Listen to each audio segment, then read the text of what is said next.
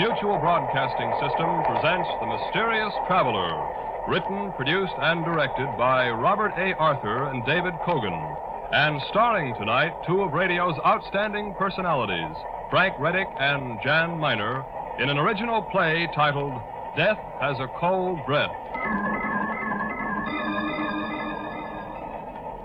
This is The Mysterious Traveler, inviting you to join me on another journey into the realm of the strange and the terrifying. I hope you will enjoy the trip, and it will thrill you a little and chill you a little as we discover that death has a cold breath.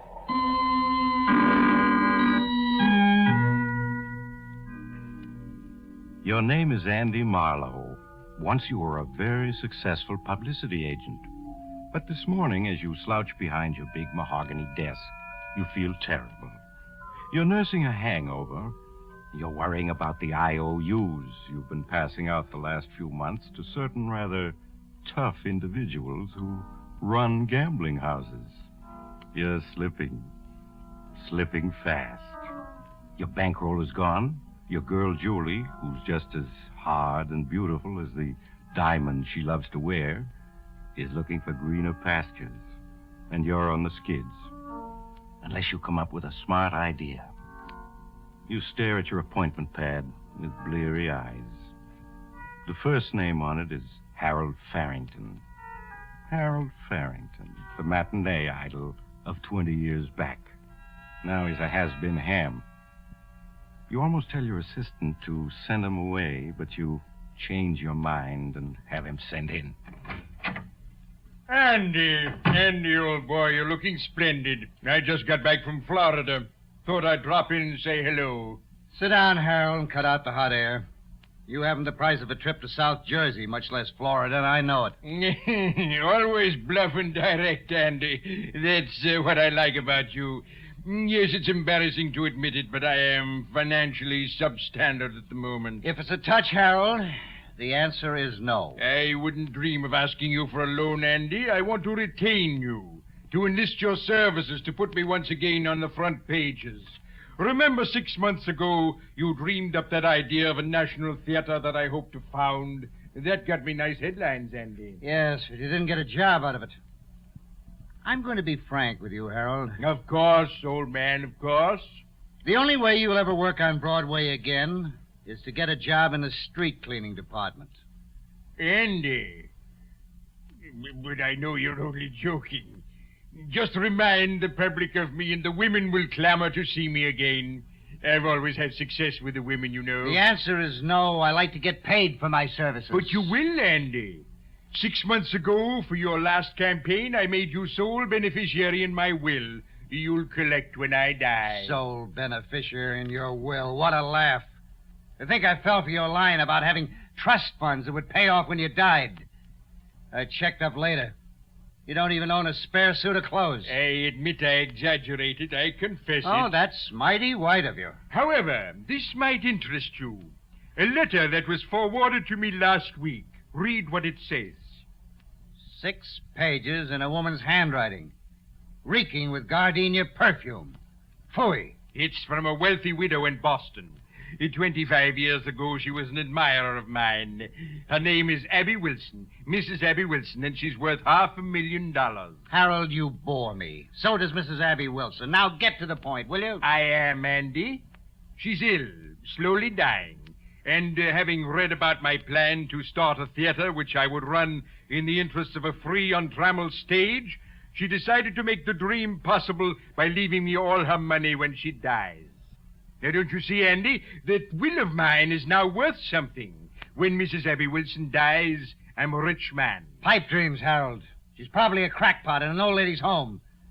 And to show you what I think of your will, in which I'm sole beneficiary, let's see, it ought to be in this drawer here. Yeah, here it is. Now, watch, Harold. There's your precious will where it belongs, in the wastebasket.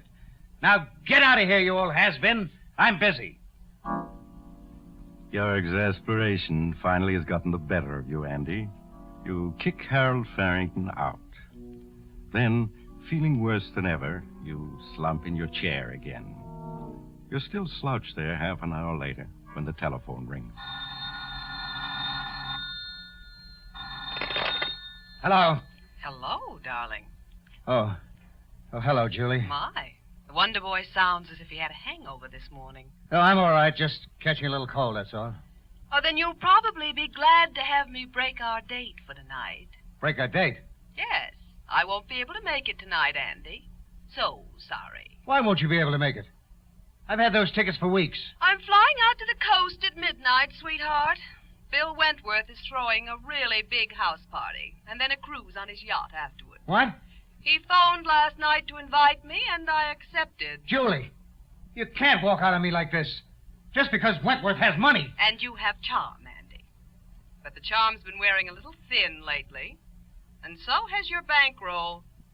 So goodbye, darling. See you around. Julie, wait. Oh, hard-boiled little gold diggers. I'll get another bankroll somehow. And she'll come running back. I know Julie.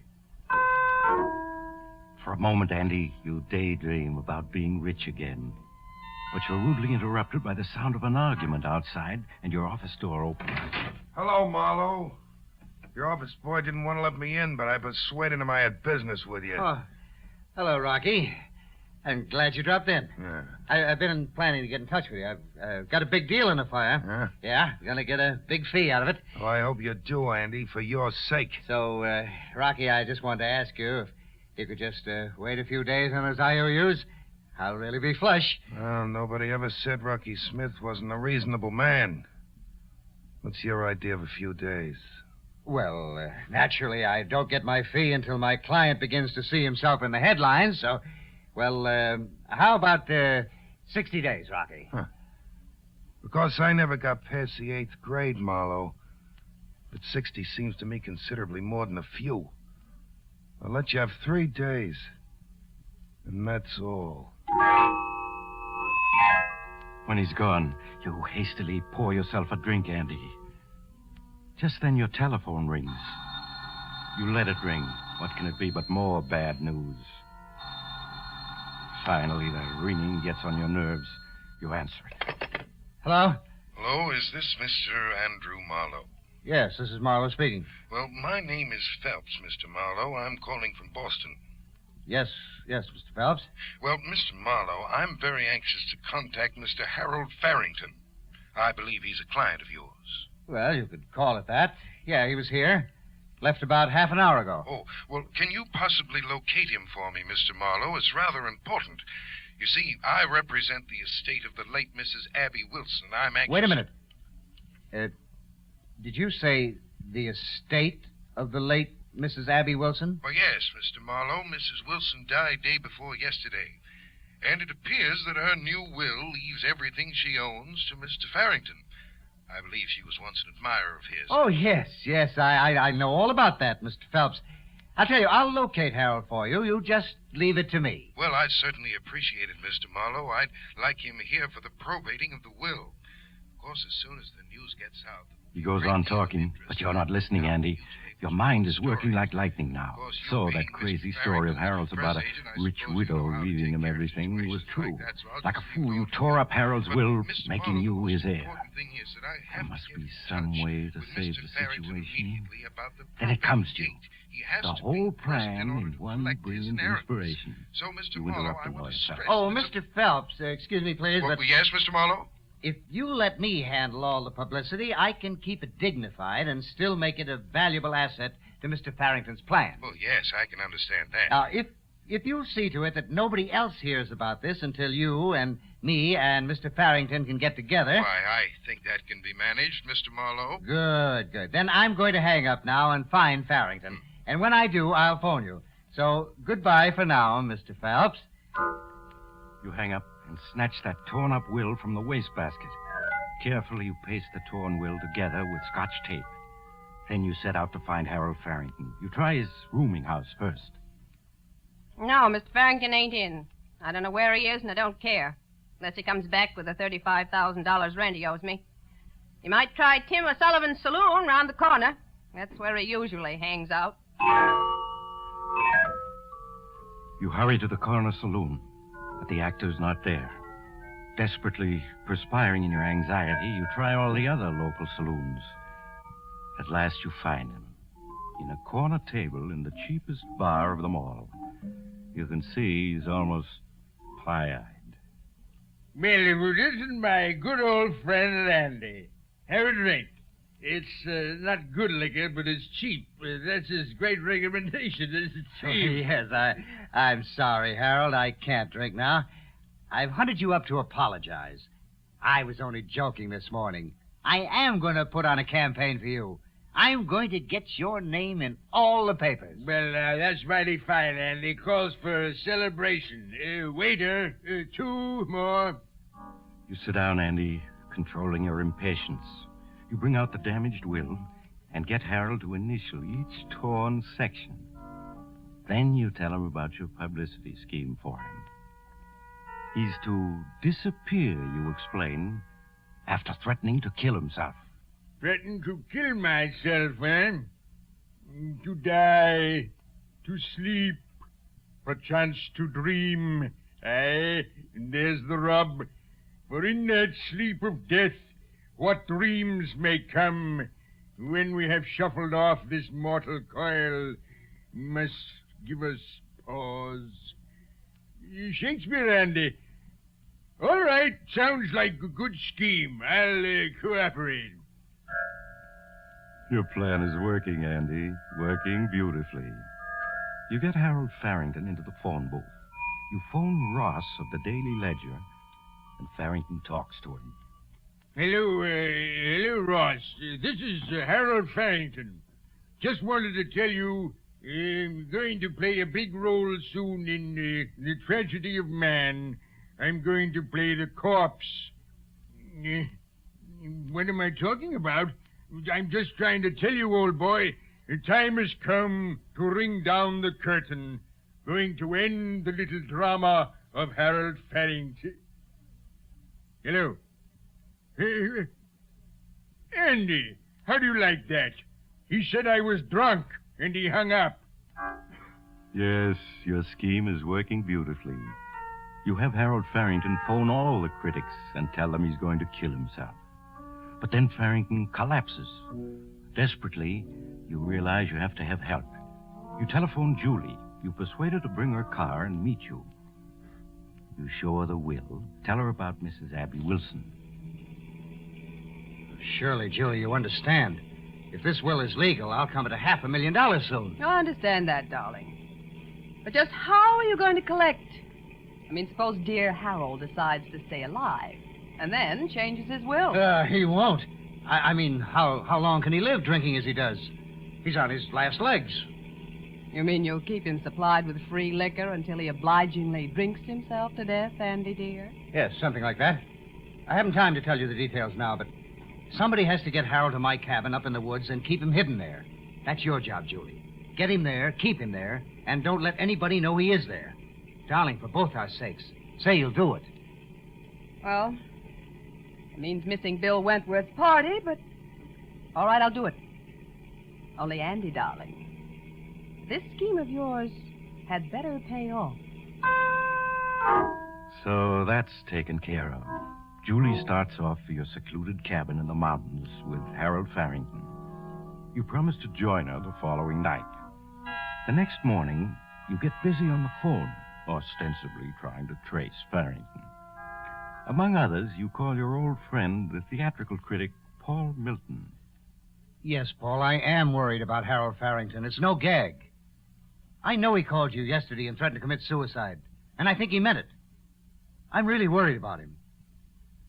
Okay, I'll keep looking. See you soon, Paul. We'll have a drink together. Paul Milton's skepticism is typical, and it's just what you want. Last of all, you call another old friend, Captain Harry Banning, in the Bureau of Missing Persons. Oh, now, Harry, I'm not trying to drum up a story. Farrington really is missing. I want you to put out a missing persons notice on... Well, if that's the way you feel about it, I'll have to find him without any help from the police. You hang up, and you're pleased, Andy. Very pleased. That evening, you catch the train for the little town of Ridge Gap, where your cabin is located. At the Ridge Gap station, you slip away into the darkness without being noticed. It's bitterly cold, but you walk the 2 miles to your cabin. There you find Julie and Harold Farrington having a drink in the living room.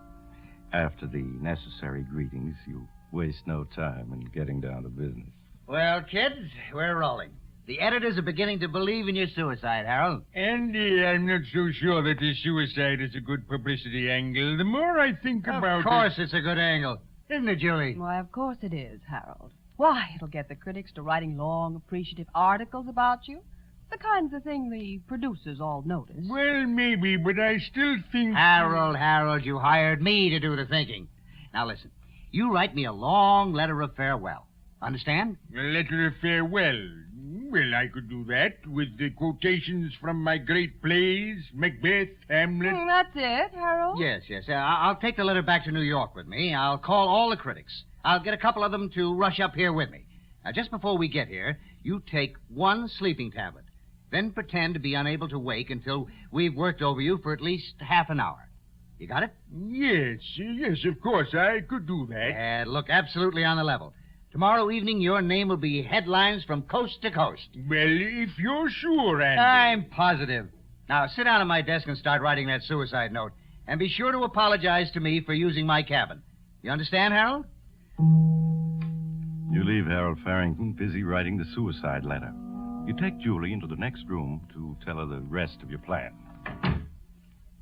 And as soon as he finishes that letter, Harold's going to die. You understand that, don't you, Julie? Die?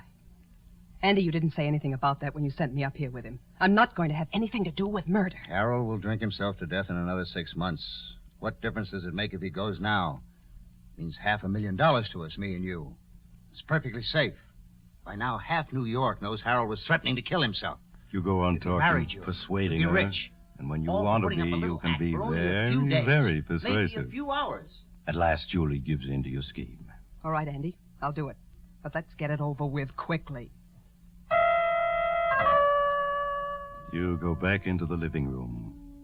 Harold has finished writing his farewell to you and the world, and he's reading it aloud with great self-appreciation. Out, brief candle. Life's but a walking shadow, a poor player that struts and frets his hour upon the stage, and then is heard no more. Oh, there you are, Andy. Listen, I think this is rather good. He begins at the beginning and reads the whole letter to you. It's what you want, exactly. As he reads, you busy yourself fixing him a drink, and into the drink, you pour the contents of a small bottle. Harold Farrington finishes his letter and waits for your applause. That's splendid, Harold. Simply terrific. It nearly made me cry, just listening to it. I think without undue modesty, one could say it's good theater. Oh, is that a drink for me, Andy? Well, it isn't for anybody else, Harold. Thank you. I've earned this drink. Well, bottoms up.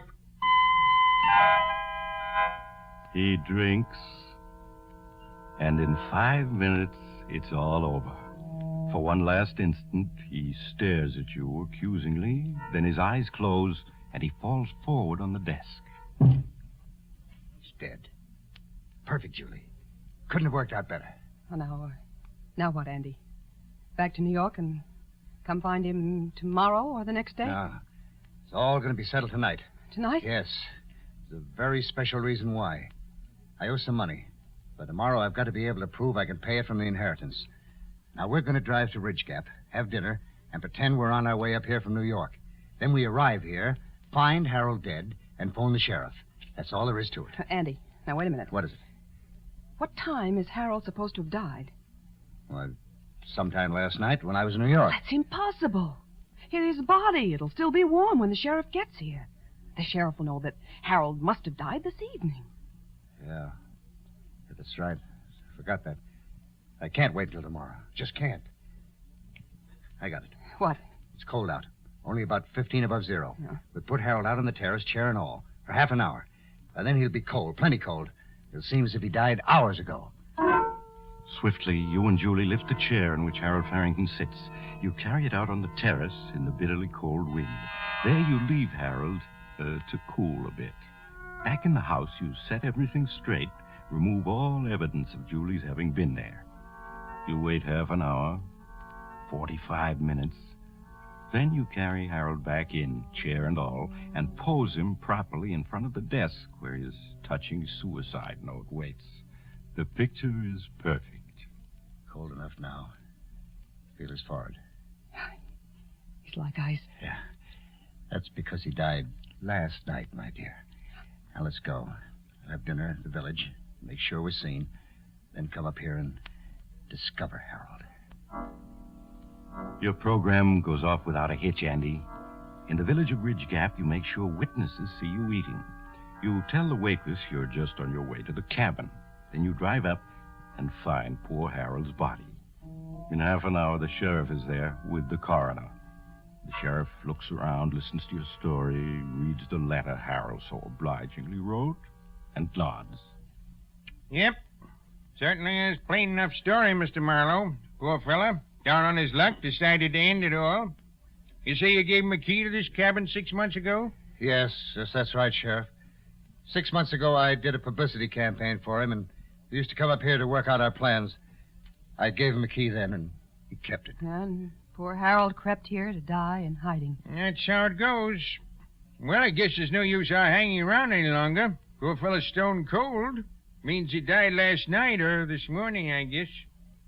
Well, Doc, let's phone Williams, the undertaker, and get this over with. I guess we better wait a mite before we call the undertaker, Sheriff. Wait? What for? There's something a bit peculiar here. Peculiar? Well, what do you mean, Doc? Let's feel this fellow's forehead. Mighty cold, isn't it? That's right. Cold as ice. Shows he's been dead quite some time. Yes, everybody knows that. It's in every detective story. His forehead was as cold as ice. Wish I had $1 for each time I've read that. Yes, but I'm afraid you don't get my point. You see, a dead body can only cool off to the temperature of the room it's in. Oh, well, what are you getting at? Just this. I took the temperature of this suicide. His body temperature's only 45 degrees. 45 degrees? That's right. Well, how could that be, Doc? This room is 70 degrees. Tain't possible. Andy. Be quiet, Julie. You're right, Sheriff. It isn't possible. Unless this suicide walked outdoors and practically froze himself, he came back in, sat down, and waited for us. And I don't think he did. What you're saying, Doc, is, it's not suicide. It's murder. And I reckon we got the murderers right here in this room with us. Well, folks, how about it?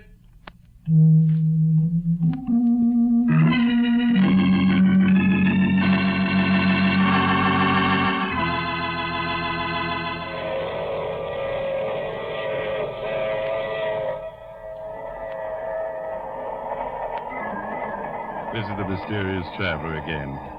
Dear me, it's a cold wind that blows nobody good, isn't it? Yes, Andy and Julie were persuaded to confess. It wasn't hard to get a confession, since each rushed in to blame the other. Such a clever scheme, too. Not a flaw in it.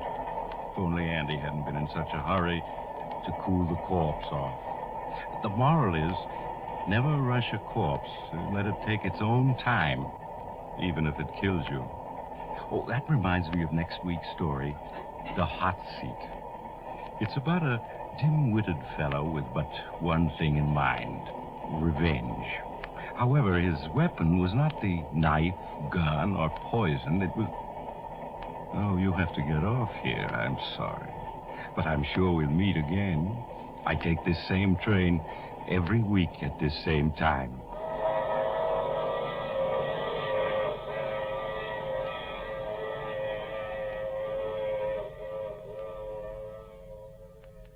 You have just heard The Mysterious Traveler, a series of dramas of the strange and terrifying. The role of the mysterious traveler is played by Maurice Tarplin. This is Jack Farron speaking. This is the Mutual Broadcasting System.